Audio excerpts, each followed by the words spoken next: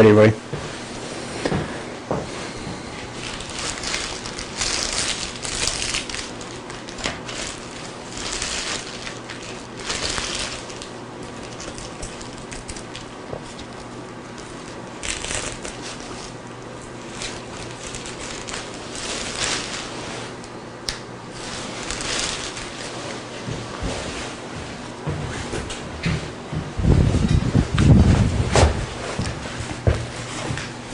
And we are? Yes, we are live. Okay, Yep. that's great. Hello, everyone. My name is Roy Wood, and I'm the Chief of Interpretation for Katmai National Park and Preserve. And my name is Mike Fitz, and I'm a media ranger here at Katmai.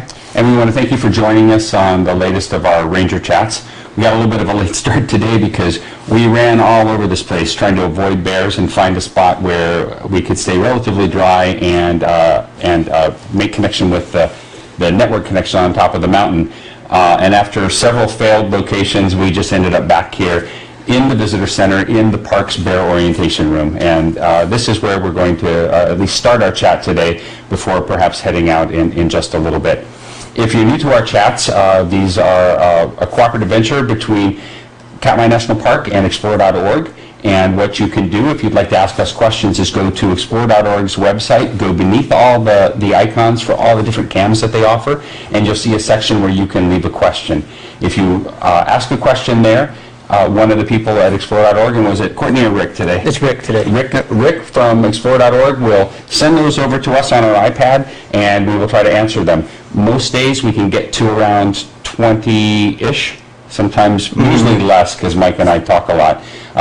Actually, yesterday we hit 23 or 24 or something like That's that. because you weren't around for the first half of the That's chat. probably true. So we'll try to answer your questions if you leave them there, and we see some questions are already coming in. We got like 6 questions so far. So keep asking those, and we will do our best to get to them. As I said, this is our bear orientation room. Everyone that shows up to visit Brooks Camp, with a couple of exceptions, immediately upon arrival in camp, they need to come to the visitor center and they enter this room where a park ranger will introduce a film, and they'll watch the film, and then the park ranger will go over the rules and explain to them, or reiterate some of the rules and make sure everybody understands what they need to do to both remain safe while they're out here, or relatively safe, and also to make sure that the bears have the access to the food and the resources that they need. And I don't know how many orientations you've given, but I've given many. Not as many as you. It feels like hundreds of orientations. And each one of them, I feel, is one of the more important things that they can ever tell people when they come here. Making sure that people start their experience off on the right foot. Making sure that we give. I try to make people feel empowered when they leave this room. The orientation is not to scare people, it's not to get people worried, it's to make sure that everyone feels like they're playing a really important role in protecting the experience here. So maintaining appropriate distances from bears, making sure that bears never have access to food, making sure that they never have access to play toys. Those are the main points in our orientation. And it's been fairly successful based on the fact that no bear here has had to be put down since 1983.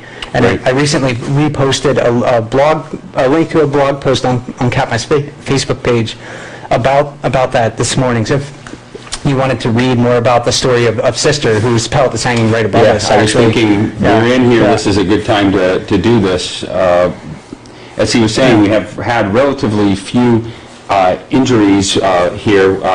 The first one was, do you remember the year? It was in the 1960s. I can't remember the exact year. I think it was late 60s. And that was a minor injury that occurred in the campground. We had perhaps a ranger that got scratched in the 80s. But the event that somewhat cemented our current process here for orienting people to camp and the orientations and the film that we show them was Sister. And I'm going to just go ahead and pull her hide off here, and I'm completely blocking the camera, but we keep the sow Sister's hide hanging from the rafters in the visitor center here in our orientation room, just as a reminder as to why we do this.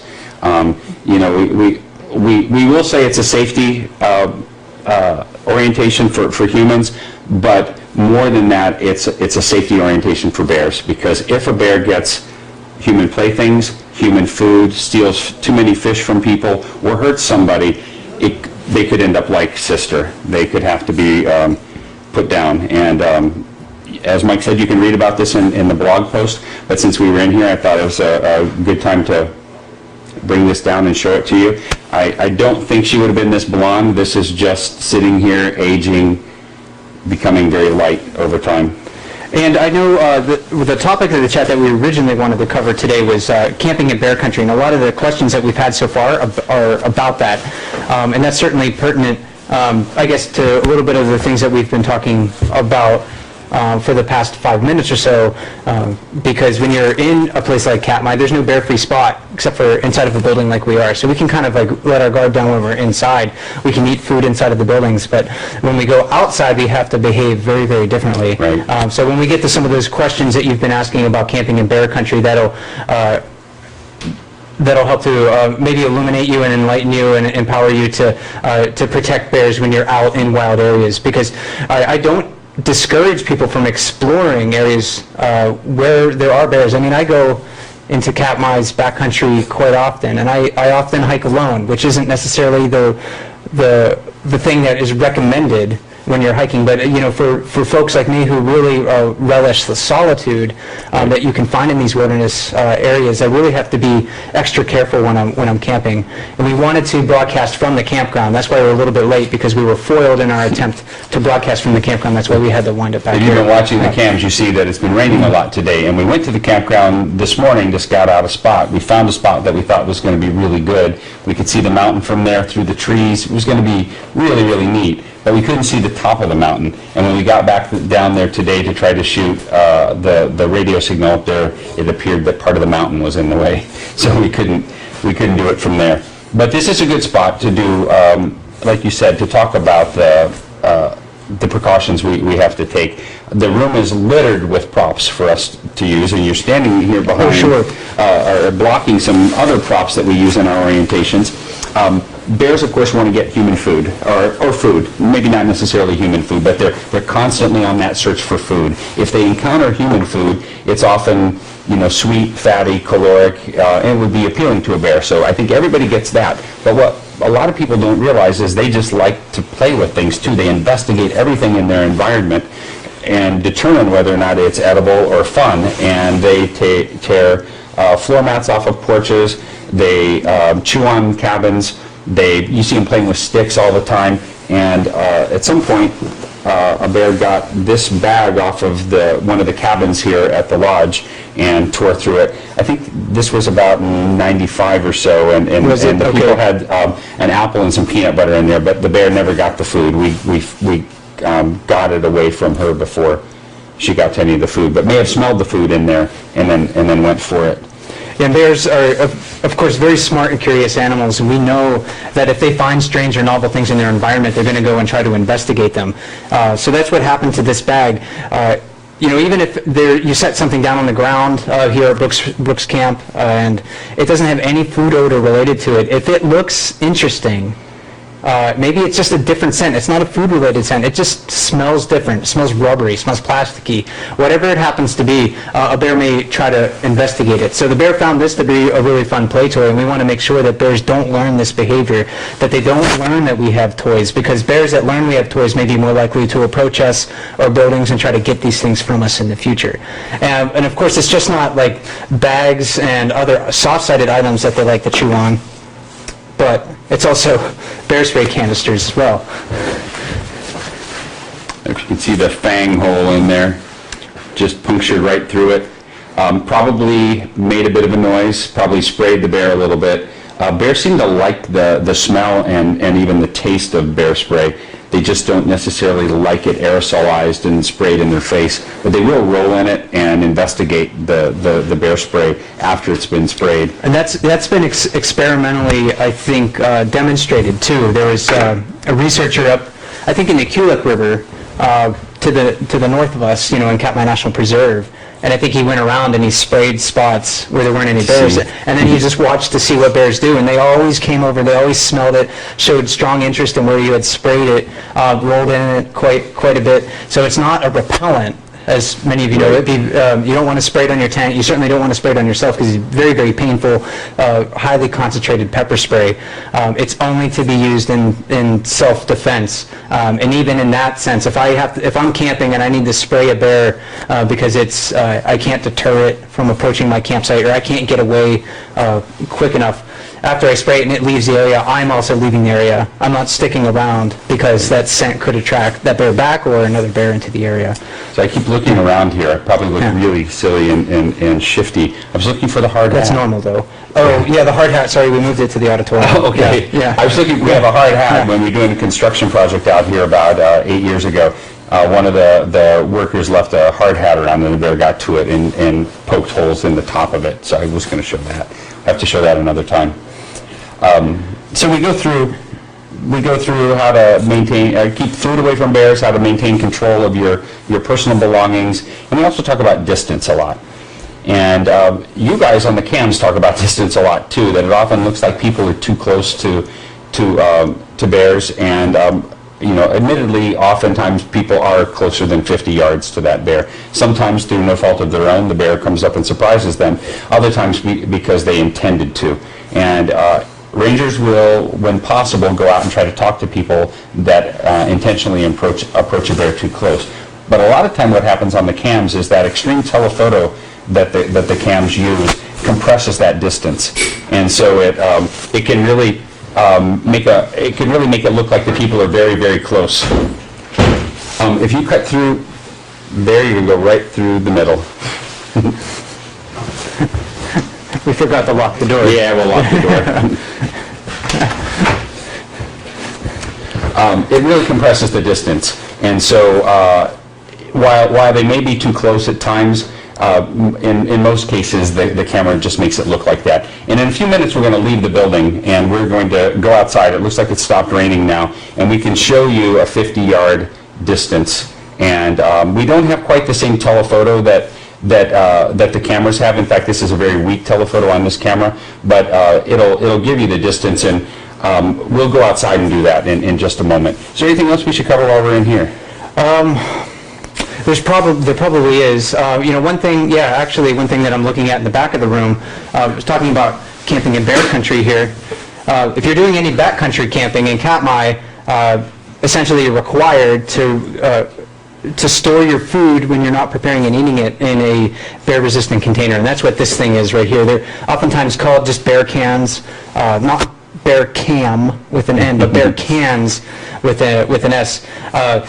These many national parks that require you to use these have these free to loan on your trip. We have a limited supply here at Brooks Camp for backcountry campers. If you're staying in the campground here, you don't need to store your food in a bear-resistant container. There's a building down there that's designated for food storage only. So in the campground here, we try to consolidate food odors to specific spots. But when you're out in the backcountry, of course, you're going to be eating your food. You're going to be working hard, and a lot of times when I'm backpacking or canoeing, at the end of the day, dinner is one of the things I look very much forward to. It's fun. It's makes me feel better. Helps me relax at the end of the day. But I also want to make sure that bears never have a chance to get my food in the backcountry. We have some trees here around in Katmai, but the trees really don't ever come to Katmai thinking you can hang food from a tree. And I don't think it's even, we would not even consider it to be legal storage of food in Katmai, because there's so few places where you can do it, and the chance of a bear getting it out of a tree is really high around here, because the trees are not large trees with big branches on them, and it would be too easy. You'd be really, really hard pressed to find a good tree to hang food from. So the bear-resistant containers do a great job of keeping food away from bears. Even bears that smell food inside of it, they may toss it around for a little bit of time, but usually they lose interest fairly quickly. And in other parts of North America, where maybe some bears are conditioned to try to get human food, they've learned to ignore bear-resistant containers because they can't get inside of them. Some bears can be really smart. You have to make sure that you're locking these properly, and there's a lot of videos online about how to use these. They're big enough so a bear really can't fit its mouth around So you can see it's bigger than my head.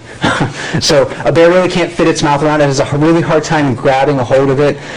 Maybe even when they were testing these experimentally, I think maybe maybe a polar bear got into it and it was just pounding on it. Yeah, I talked to the guy that invented these, because I don't know if it's still in the Fresno area, Visalia, something like that, but they tested them at the Fresno Zoo, and the only one in the zoo that got it was a polar bear, and he showed me some footage, and the polar bear would walk with it like this against his head, and then he could walk around with it, which was very strange, so that the bear figured out how to do that. And the only time he got into it is that he would go get it, he would walk to the top of his enclosure, and then he would throw it down. Okay. And he did that enough times that one of the times when he was like bouncing on it, it broke, but then he would carry it up, throw it off again, and pretty impressive. And pretty impressive to see that paw just, wrapped around this like it was a tiny basketball, just holding it up to his head. So yeah, these are for the bears. They're not for us. They weigh, the smaller ones weigh a couple pounds or so. There may be even smaller ones if you're just doing an overnight trip or a couple days, and you can compress your food pretty tightly. So you have to pack around them in your bags. Sometimes it can be a little inconvenient, but at night, these things really give me peace of mind, because I can take these 100 yards away from my tent, maybe even 200 yards away from my tent, store it in a spot that's out in the open, and I can kind of see if any bears are approaching it. But I know, I can sleep soundly knowing that bears aren't going to get my food, even if they roll it around. And I do hear people complain about the weight and the bulk and all of that, but people really complain if they've gone out and they're 3 nights away from the trailhead and a bear eats their food, and they have no food to get back, and they have to cancel the rest of their trip. So for me, it's a small insurance policy. I always took one when I even in the Sierra Nevada, where I could have been hanging it. And if you'd like to learn more about these and see what other kinds are available, you can go do a Google search for the Interagency Grizzly Bear, is it committee? Something like that, yeah. And they have a website that shows all of the devices that are approved for use with brown bears, or grizzlies is what they will say. And that's the list that we use for Katmai too, is if it's approved by them, and that's Yeti coolers and these Garcia machines and bear vaults and a number of others. You can go there, you can take a look at them, and just make sure that if you're going into a place with grizzlies or brown bears, that you have the right gear. And black bears especially, because they're pretty keen. That's a different certification process. Oh, yeah, You've got those black bears that know how to use the bear vaults, where they will press the little tab in with their claw and then spin it and then press it in. Now, I don't know that any bear's gotten through the second tab, but they figured out the first one. Clever animals, especially when food's involved. Right. Well, should we head outside? Yeah, we should. It looks like There's sun, 50-yard distance, because we have a little tool here to help us. If you are prone to seasickness, maybe you want to close your eyes for part of this, because the camera will be moving as we walk out the door. So I'm going to step behind here, and we'll head on outside.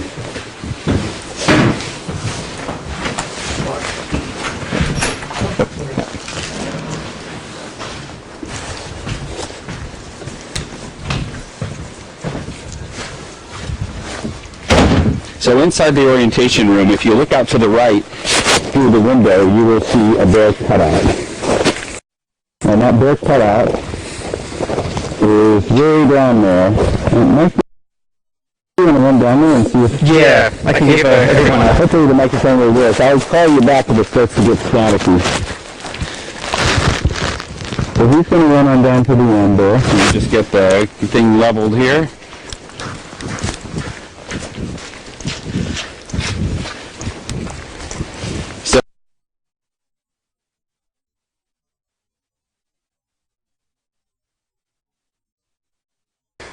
Compressed a little bit. We'll do this again when we get out to the bear viewing area sometime with the cams there. Maybe we might have to wait and do it in the spring when there aren't bears around, but we want to show you this distance because I think it'll alleviate a lot of heartburn that people have over the distance regs and where people are at the especially in the lower river area where there's a lot of people fishing and a lot of bear watching. So you should go ahead and come on up, Mike, unless you have something to say from there. And we'll go ahead and we'll move the camera down to the beach and get it set up there and continue with your questions.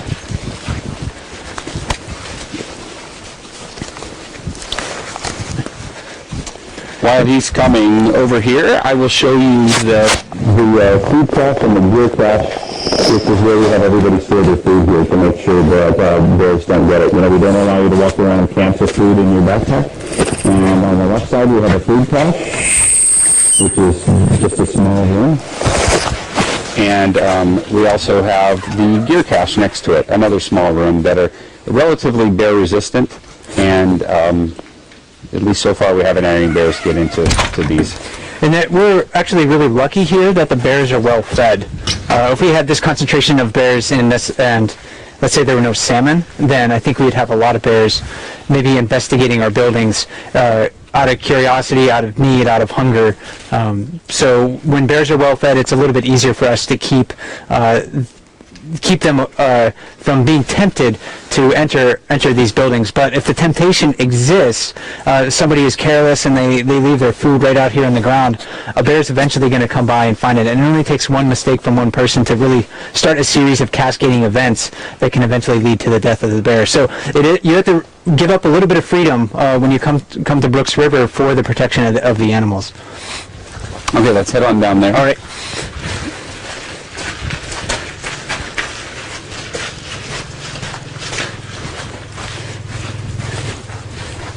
And Mike's going to take a peek and make sure we're not walking right into the middle of where some bears are.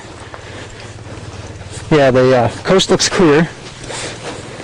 And we can't go very far from here because we have to stay close to our Wi-Fi. So how about just up that way? The exposure's a little bit better. Sure thing. In that direction. So make me look taller too on the camera.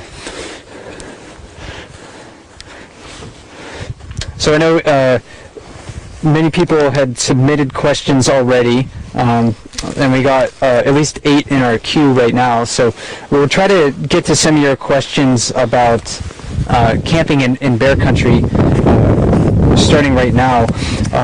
People definitely are wondering, what would be sort of an appropriate distance to camp away from a salmon stream in July? Like, how far back from a stream or creek would you really have to go to feel safe to camp in this area? In Brooks River, like Iowa, probably. Yeah, that answer is easy here. I mean, there's a designated campground surrounded by an electric fence, and you can only camp in that spot here at Brooks River. So within a 1.5-mile radius of Brooks Falls, we call that area the Brooks Camp Developed Area, and the whole area isn't developed. It's more of a bear management area than anything else. And the only place you can camp within that 1.5-mile radius is within the Brooks Campground. The electric fence was added in the 1990s, I believe, or was it a little bit later than that? Yeah, before I got here. Okay. Yeah, I don't know. Okay. I don't know. We'd have to look that up. Yeah, and that's really reduced the frequency of conflicts between people and bears. Tents virtually, they don't get destroyed anymore. That was something that happened quite a bit because bears just wandered through that area. People just had their tents up, and there wasn't any food sense associated with them. But bears just walk through, they see this interesting thing, and they just decide to stomp on it. And sometimes animals are not being malicious, like the moose that just wandered through. Oh, sure. Last week, a moose just walked right through the electric fence, one side and out the other side, didn't even seem to be fazed by the shock. And that wasn't a malicious thing on the moose's part, it was just cutting through.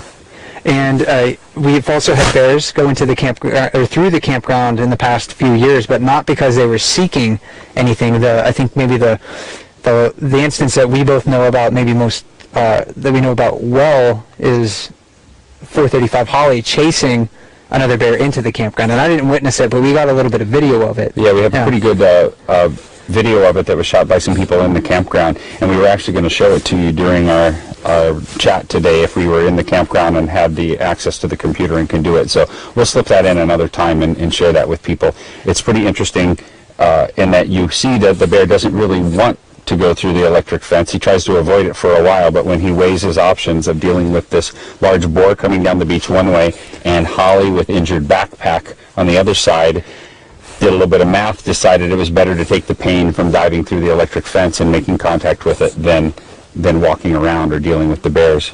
Yeah, I certainly, I guess the short answer to that question is when you're going to be near an area where there's salmon and bears, or any food source it's going to concentrate bears, I try to camp as far away from that as possible. I don't camp along salmon streams here in the backcountry. I try to avoid those areas. It'll be a little bit more inconvenient for me to hike to some of those spots where I'm away from a salmon stream, but it's safer for me. It's probably better for the animals to just give them a little bit of extra room.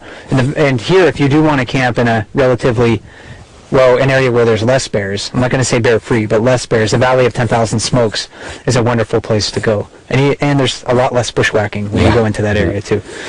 There was a question about bears breaking into the fenced-in camping area. So, yes, it happens. Electric fences are deterrents. They are not bear-proof. And definitely adult bears will go through it, and cubs will sometimes just go underneath it and not even realize they're going into a fenced area. There's a question about night vision goggles and scopes, and do we use them around Brooks Camp? And we tend to not be out at night. I'm sure law enforcement has some that they have access to, but it's generally not a good time to be wandering around Brooks Camp, well after dark. So we don't use them with any regularity here. And we, if we're walking to the laundry room or over to the ranger station, we'll use bright flashlights. But we don't go to the bear viewing areas and shine flashlights. And we definitely don't go out bear watching at night. Yeah, so I certainly try to stay inside. I think I mentioned that a couple days ago, at least in the comments section, that at night in September and October I like to hunker down with a good book, because bears have the advantages at night, and I don't really want to be wandering around then. As far as we talked a little bit about this question already, about making sure that we keep ourselves, our tent, and all of our equipment from attracting bears. I think we pretty much covered that one.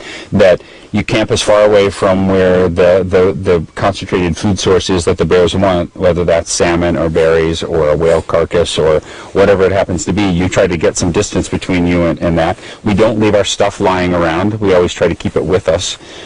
When possible, we keep it in an electric fence. When possible, our food is in bear-resistant containers. Are we missing anything that we do to keep our stuff away from them? I tend to not take things that are going to attract them.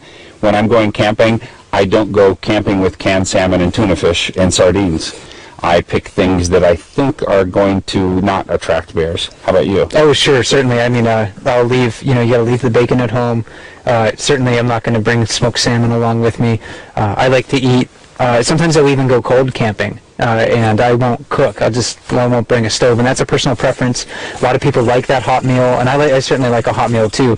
But I'll try to make things that don't have a really strong odor. If I can smell it easily, then a bear can smell it from who knows how far away, since their sense of smell is so exceptional. So you want to keep a clean camp when you're out and about. You want to prepare and cook your food away from where you're sleeping, so food odors are concentrated in those spots. That way a bear is not attracted to your tent when you're sleeping, and you're maybe not able to react to that bear before it is very close. So that's important. And one other thing that I would mention too is making sure that you're not camping on a bear's travel path. You may be well far away from a berry patch. You might be really far away from a salmon stream. But if you're camped right next to a bear trail, along a ridge line or through a mountain pass, or just an easy area for you to hike, it's probably an easy area for bears to hike too. So I try to stay away from those bear travel areas when I'm setting up my tent, and I'll look for spots that are away from obvious travel routes for game like bears. So what do you do when you are in your tent at night and you hear a bear around your tent? Well, I know there's a lot of debate. Luckily I've never had that experience. Like a little bed noise. Yeah, that's a good question. I make noise. Hello. I would be talking to the animal for sure to let it know that there's a human inside. That's probably what I would do. When I'm sleeping at night, I want to make sure that I know exactly where my pocket knife is, where my bear spray is, where my glasses are, so I can quickly reach those things and get prepared. So for clarification, his glasses because he needs to be able to see. He's blind like I am. The spray because you want to have your spray, and the pocket knife is not to fight the bear off. It's to cut a hole in the tent if there's not a door readily available, if the bear is standing where your door is, right? Yes, that's the You're get not out. pulling out your little Swiss Army knife and... No. Okay. I just no. wanted to make sure that Yes. everybody knew. Yeah, so I 'Cause just... that's what I do. Yeah. Like, slice through the tent out of there. Yeah, so that I would probably want to make the bear aware of my presence, and then react from there. If a bear is approaching my tent and maybe I'm not in it, I may actually use the tent as a... If the bear sort of seems curious about the campsite, I may actually use the tent to try to deter the bear, because the tent's really big and it's strange. And one thing that bears don't seem to like is big, strange things that they're not sure how to deal with. So if you're standing next to your tent and a bear's walking towards you, and each situation is unique, so don't sit, Ranger Mike says that this will work and it doesn't work, and then all of a sudden I'm in trouble. So each situation is unique, but sometimes just shaking the tent, it's this big blob thing. It makes a weird noise when you shake it. The garbage bags work around here on a lot of bears, just waving them around, and I've always wondered about taking those inflatable wavy things, if that, not camping, but around here, if we had a bear we were trying to get, if we could press that and inflate the big thing, suddenly that would scare them. Because like you said, it's these strange things that they're not familiar with. At least it causes them to stop what they're doing, and that's what you're really trying to do. If a bear is starting to investigate your camp, you want to break its train of thought and get it to be thinking about something else, not about investigating that smell or that interesting sound that they hear in camp. And each population of bears is going to be a little bit different. Bears in Katmai, they generally react to people from at closer distances, I guess, or don't tend to react unless they're very close to people. Bears, like in the Yellowstone ecosystem, those grizzlies need a lot more space. So you really should consult the local experts, the rangers, the local parks people, wherever you happen to be, to try to get some specific knowledge about how those animals behave, because some of our knowledge is very Katmai specific, and if you're going to a different place like the Sierras, you're going to want to deal with the black bears there differently, or the Appalachians much differently than what you do with a brown bear here. I'm going to jump down to another question here, and I'll skip a number of them that were here, but one of the things that people use when they're for their personal safety when they go camping in Alaska or backpacking in Alaska would be a firearm. And I believe it was February of 2012 that firearms were made legal to carry again in national parks. And so the question is, what are our thoughts on that current policy? And it's policy. It's the law of the land, so it doesn't matter so much what we think about the actual policy itself, but what we would, I think, both like people to do is, when you have the ability to I think you owe it to yourself and that animal to learn as much as you can about that animal's behavior, because a lot of times with bears, I feel that that the bear is walking towards someone and it seems like it's a threatening thing. And if you had that weapon at your side, you might be less likely to try to read that animal's behavior if you had this as a form of protection. If you don't have it, you're forced into using your wits and reading the animal's behavior and resorting to bear spray perhaps. But I think sometimes there's a tendency to jump to maybe the weapon. And so, because that has lethal implications, we really hope that people that do pack firearms take that extra step to learn bear behavior and learn how to read it. Well, sure, and even bear spray isn't, I think, been floating around for a long time, this saying, like, it's not brains in a can. So you can't, weapons are no substitute, and bear spray is a weapon, there's no doubt about it. Weapons are no substitute for proper behavior, knowing as much as you can about the animals so you can react properly, because in most instances, you probably can travel safely in bear country without a weapon. I mean, people do it all the time. Right. So bear spray has the advantages of being non-lethal, though. I mean, if you're using a gun, you got to shoot to kill, unfortunately. Yep. And bear spray is non-lethal. It teaches the bear maybe to not approach you. It's painful. To the animal, it's painful to us if we get it in our eyes, but it gives the bear a second chance, gives you a second chance to make different decisions. And I know there are people that watch the cams that are very anti-gun and very pro-gun, so it'll be interesting to see if the conversation continues in the chat after this. Please be nice to one another, which you usually are, but it is the law, and and it's especially in Alaska, it's what many people do. There are a lot of ways out here where a gun can come in real handy. We're probably at about the halfway point. I have no idea when we started, since we started late today, but it's 3:53 right now. We should take this opportunity. We never start late. No. We're always on time, our own time. My name is Roy Wood. I'm the Chief of Interpretation at Katmai National Park and Preserve. And my name is Mike Fitz, and I'm the Media Ranger here at Katmai. And we're trying to answer your questions today about camping in bear country and staying safe in bear country. If you have questions that you would like to ask us, go to explore.org's website and go to scroll down to the chat function, which is beneath all of the web icons, the cam icons, and you can post a question there, and it will be forwarded to us on our handy-dandy iPad, and we will do our best to try to answer it. The firearm question was number 11, but I did skip some. Some of them we can answer pretty quickly. Number 8, do you regulate where campers must pitch tents in the park? Sort of. There are only 2 places in the park where you can't camp. One is right here around Brooks Falls, 1.5 miles from Brooks Falls. The only place you're allowed to camp is in the campground. The other place is out in Howell Bay, in the central part of the bay. Dennis, will you swing it around and just show them that in case they hear it? Usually we try to hide our housekeeping from you, but many of you are fans of boats, I know, and here comes the queue in with a comics box on a semi-truck, and they're taking it back to King Salmon. It was probably bringing some construction supplies for some work we're doing on housing, and I'm sure it's coming over here close to shore because we've got some people that are heading out today, and they're going to be loading some small backpacks and whatnot on there. But that is our workhorse for getting large things out here, whether it be a road grader, a school bus, or my supply of pasta sauce for the summer. Anything heavy that it's not very good to send it by plane, we'll send it out on this wonderful boat. And it'll be here for a little while. Fortunately, it's not that noisy, so I think we can go ahead and continue our chat. Of course, it did start to rain right now.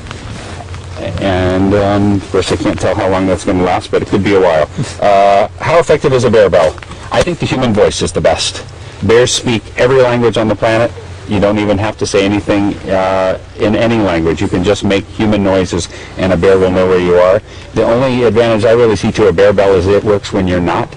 But I believe there was some anecdotal work done in Yellowstone where bears actually would deviate from the path that they were on to investigate bear bells. Yeah, it's not a human noise, so bears may not necessarily associate a bell with people. They're also not very loud, so you may need to make more noise depending on the situation. It's a good idea to alert bears of your presence when you're making noise. And this is something that I mentioned in the bear orientations to people too. You're not making noise here anywhere in bear country to scare bears away. When you're just when you're along hiking, you're making noise so bears are aware of your presence, so you don't surprise them. So you're trying to avoid surprise encounters. Probably the most important thing to do when you're hiking or walking in bear country, walking around here at Brooks River, most important thing to do is just hike in groups. Even more effective than making noise. If you can hike in groups of 4 or more, statistically it's extremely safe. In bear country, and that doesn't mean you can, all be spread, tens of meters apart. That's not hiking in a group. You need to be, kind of shoulder to shoulder, a group of 4 or 5 of you. Generally, that's very safe in bear country. Is it safer to camp in September and October when bears are in hyperphagia? They do appear slower. They do appear slower, but it doesn't mean they're slow at all. You see some fat bears running They can quick. Still move pretty fast for short distances when they want to, and I'm pretty sure that at 50 yards with a 3 to 4 second time to cover that distance, they would be headed my direction faster than I could turn around and run the other way. I mean, they would be there. I don't know that fall is any safer or any worse than any other time, but I will say this, that I myself feel less comfortable around bears in the spring when they're desperate for food, they haven't had a good meal in a while, and in the fall when they are in hyperphagia. I am less concerned about them in July when there's plentiful food at the river and they're very focused on that. I know, how do you feel about that? Yeah, it's tough to say like what would be necessarily a more dangerous season than another. This time of the year, though, I mean, the bears are focused on getting their last meals before they go into hibernation. So certainly there could be a higher element of risk. Bears at this time of the year, they may show an increasing intolerance for one another as the season sort of progresses. I think some of the research here along the river might have demonstrated that, and that can translate to an increasing intolerance for us as well. So, yeah, it's hard to say, but we definitely want to give... They're waving by. Okay. Some of them, it's the end of the season for them. Yeah, so we definitely want to give the bears room in the fall. One reason why the lodge closes when it does is just to give bears space. It's not that, maybe they couldn't make money at this time of the year, right, but it's to make sure that we're giving bears enough room, because we are displacing bears from food resources if we're a very busy active camp with 100 or more people here. There's a question about, do we request that people not wear heavy perfume, aftershave, etc.? No, we don't request that, but I don't think anybody that goes out with any regularity in bear country wears heavy perfume, cologne, you want to smell like a person. You want to smell like a dirty human being. Yeah. You want to be able to tap into thousands and thousands of years of cohabitating with us so that they recognize that thing, like what effect these various things have on your chance of getting attacked or surviving that attack. There's a great book called Bear Attacks, Their Causes and Avoidance by Stephen Herrero, and it breaks it down into every possible category: brown bear, black bear, was it predatory, was it a surprise encounter, was it a sow with cubs. Very, very good reading. It might keep you up at night if you were actually in a tent reading this, in bear country, but a great thing to read in preparation for going to a place like Katmai or Yellowstone or Glacier. And so many of those questions are answered in excruciating detail in there. I really would recommend that to anybody, because there's no way I can remember all these statistics that are in that book. And I try, but I don't. And we don't allow people to walk around with food. We tell people not to sleep with things that smell really good, like don't have your toothpaste in your tent with you. But we don't tell people which shampoo to wear, to use, or what underarm deodorant to use because of the smell. How do we communicate with people that are just too close? Do we shout at them with bullhorns? Sometimes we want to. If you could hear us out there, some people are very, very good on the lower river platform at yelling across the river without yelling at people. They can project their voices really far and alert the people to a bear in the area or to turn around or something. Others are not as good, but really it is just all yelling that we do, raising our voices, but trying not to sound like we're angry. Yeah, there's a way to yell without yelling, I guess. You can raise your voice to communicate things. That tone of voice can be really important in those situations, because we want to make sure that we're not panicking people either. You can't scream and shout and say, "Oh no, there's a bear coming towards you. You need to go there." They don't quite fit in at the lower river if there are too many bears there. They maybe don't even leave, some of them in July, or sorry, at the end of July. They're often among the first to arrive, so they're sitting around here with nothing to eat and little experience, and so they just start playing with our stuff. I mean, Divot got her name because she would dig the holes in the beach out here, which was our runway, and other bears would just stay around and, well, it's hard to say, yeah. But yeah, excuse me, a little frog in my throat again. I think I inhaled one of the few no-seams that are out and about.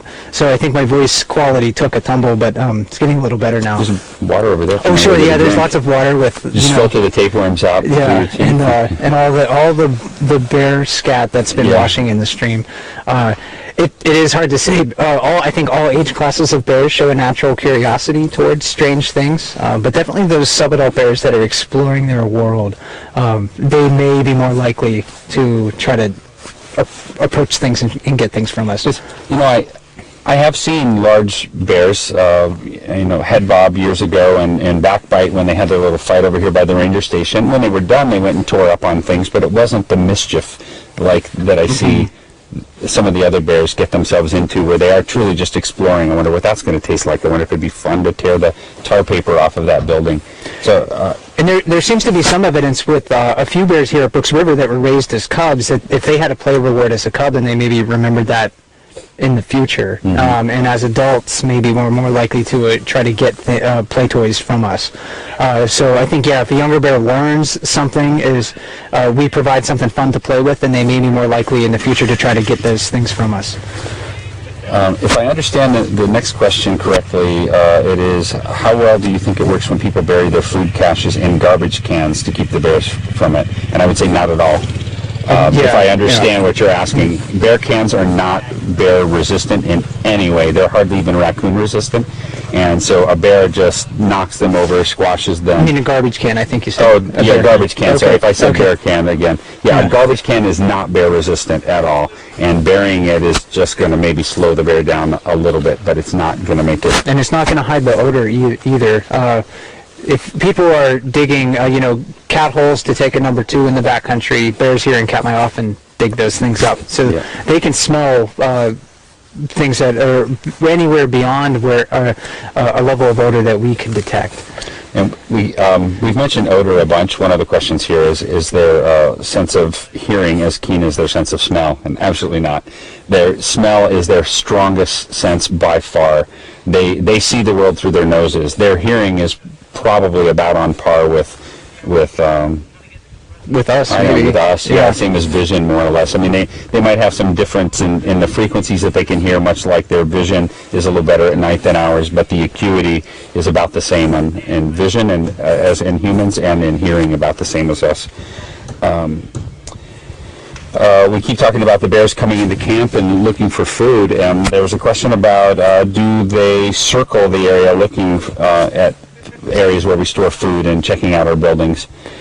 And I'm sure that some of them wander through camp with that in mind, but I don't really see them coming in like, just waiting for that opportunity to get into our buildings. They kind of pass through and check things out. I mean, there's some that occasionally get into trouble with us. A lot of times they're trying to avoid other bears. A lot of times they're trying to avoid groups of people that maybe are in their way, and they don't want to tangle, of course, with a group of 10 or 15 people standing on the beach.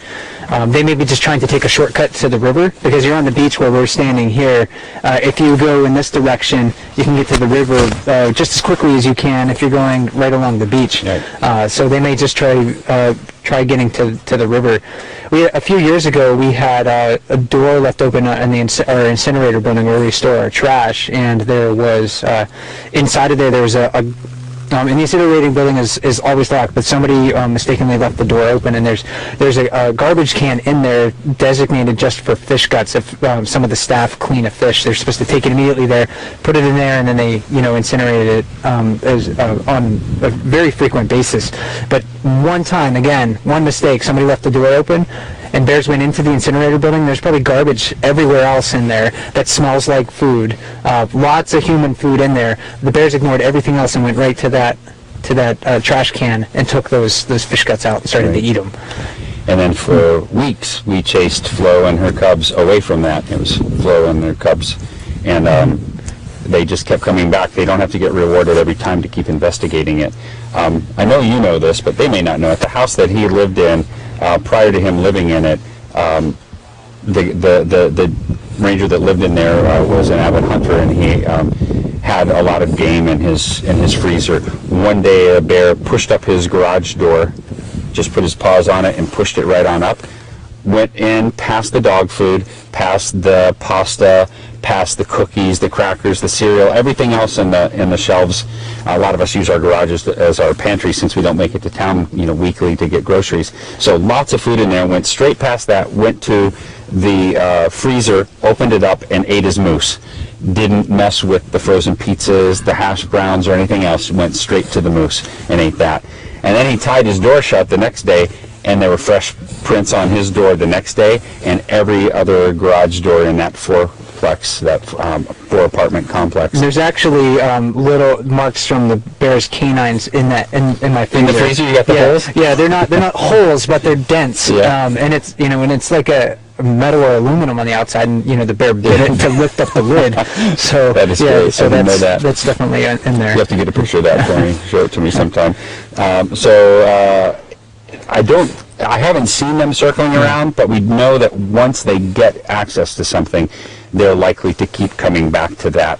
They do not have to get the reward every time for it to be worth their while to just make that part of the rounds where they go collect the food, sort of like a dog that makes a run through the neighborhood every day, visiting every neighbor's house. If they get a snack today, great. They may not get one tomorrow or the next day, but they keep making that cycle through the neighborhood, hoping to get their hand Yeah, out. so they're not, necessarily looking for the chocolate that's in my cabin right now.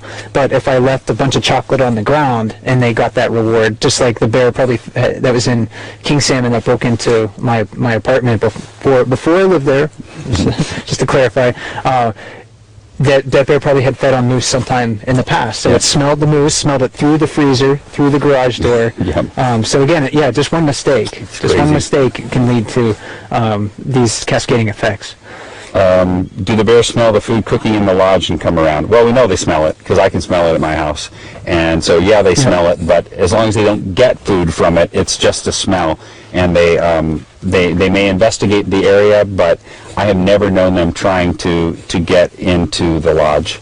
And that's an area that our bear technicians try to defend pretty heavily. And if you're not familiar with who or what a bear technician is, we have a few staff members here that are designated as they're hired basically to patrol the boundaries of camp around the buildings and defend the buildings from bears.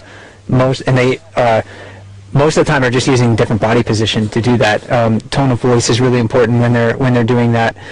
We have firearms here necessary, but it's very complicated to ever use a weapon or even like a beanbag or a cracker shell to try to scare bears away, because there's people everywhere. You probably have been hearing engines when you've been watching the chat so far. You've been seeing people walking on by. You've been hearing them talking.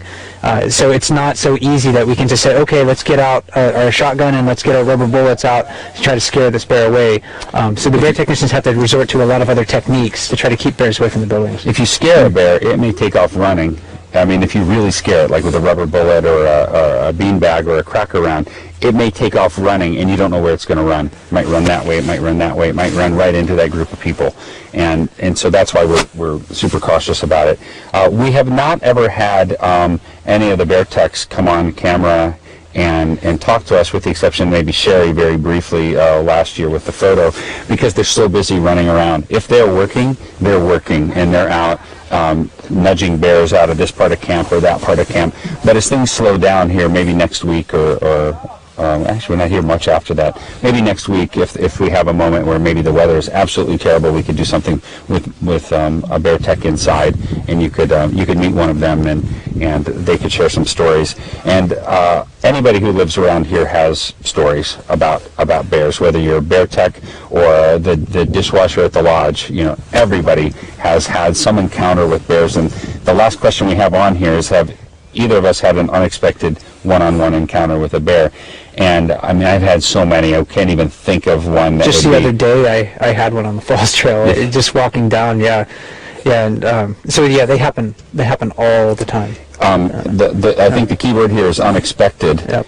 In this. And after you've been here for, say a day or two, I don't think that you should ever be surprised that there's a bear around. They appear where I did not think they would appear sometime, but I just go around having this expectation that at some point a bear is going to pop out of the trees. They're like standing right here. You are seeing me look back and forth all the time. We are right on a bear trail. I know. Right Some of the rangers have had their closest encounters putting up the flag right here at the flagpole. They're putting up the flag, and all of a sudden the bear walks out right along this trail. And so. Yeah, I just expect that when I come out of my cabin, there's going to be a bear there. Instead of looking both ways before crossing the street, I look both ways before I step out of my cabin. When you come out of a bathroom here, our bathrooms don't have windows in them, so when you come out of it, you need to crack the door, look, make sure there's not a bear walking by there. And I think just about every one of us has that. Maybe we should take the camera over to that. What's that salmon doing? Is he just going to die on us over there? Oh, I don't quite see it, but. Well, I'll keep an eye on it and see if it does something, because it may just be in its last throes. Oh, okay. I see it now. Okay. Yeah. But you should finish your thought. Yeah, we have surprise encounters quite frequently. I think it's really hard, if you haven't been here before, to really imagine sort of the chaos that ensues here. It's bears everywhere, people everywhere. It's not necessarily any more dangerous than flying here. It's a very unique experience. We're always emphasizing to people to be very alert of their surroundings. Be vigilant when you're out and about. It's easy to daydream. On warm, sunny days, it can be really inviting just to lay down on the beach and close your eyes. Not a good idea, though. And so no matter how inviting I want it to be, or how inviting it is to me, I don't go down to the beach. I don't put my towel down here, and I don't do some sunbathing, because it's quite likely that a bear could be walking down the beach and surprise me. We do see that a lot on the sunny days, and you just want to go down to them and shake some sense into people. Don't sleep on the beach. There's one more question. And we are at an hour now-ish, because I think we started about 15 minutes late. And it's unrelated to all of this. And that is, it's snowing on Dumpling today. If it did snow down here, would the bears think that it was time to head up in the mountain and den? Well, there were some researchers in Yellowstone in, I think, the 60s or 70s, the Craigheads. They ended up tracking bears and entering the dens during snowstorms. So some of their early research, they said, maybe bears are going into their dens during snowstorms or inclement weather. But none of the other research that I've written or read, I haven't written any, but that I've read since that time actually corroborate that.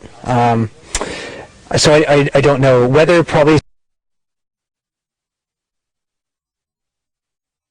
since that time actually corroborate that. So I don't know. Weather probably for joining us for our latest Ranger Chat. If you missed part of this or you want to watch it again, within a few days it typically gets posted on Explorer's YouTube channel, and you can watch it there. When's our next one scheduled for? Our next one is, I'm planning to do a play-by-play on Monday morning at 8:30 a.m. Alaska time. So if you want to join me, I'll be on the Lower River platform at that time, barring any bears that get in my way and prevent me from getting to that spot, because there will be a lot of bears that are thick, using the river, so it'll be hard sometimes for me to get to where I want to go, but I may take a boat around. We'll see what happens, but 8:30 a.m. I'll try to do that. Okay. And then we'll be doing more next week. We haven't worked out a schedule yet. Typically we can post the next one on Explorer and give some sort of an alert there. If you'd like to see what we have at least tentatively scheduled in beyond that, if you go to Katmai's webpage, and there's a link to it just below the video feed on the cams. If you go to that, you can check our calendar and see what we have scheduled for the next few days, if we have anything scheduled. But we have been trying to get them in there so that we have a little bit more advance notice. Next Saturday is National Public Lands Day, and since we are officially closed here at Brooks Camp, we won't be doing anything here for the public, but maybe we can do something on the cams, have a special chat on Saturday if we can make it work. And I think, at least on the 24th, we wanted to have a chat too, because that's Katmai's birthday, 97. Yep. 97 years. Yeah, I did. You had that on the website. We're gonna go ahead and sign off here, but leave the camera running for a second. I just want to give them a shot of the snow and a little bit here as we go ahead and close out. But thanks for joining us. We'll see you next time. Yeah, thanks for joining us, everyone.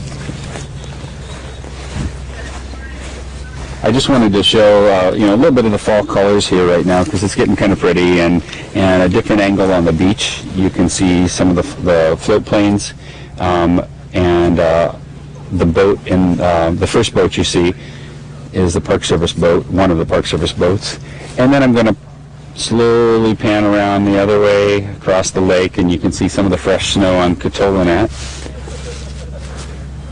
Once I get around this airplane.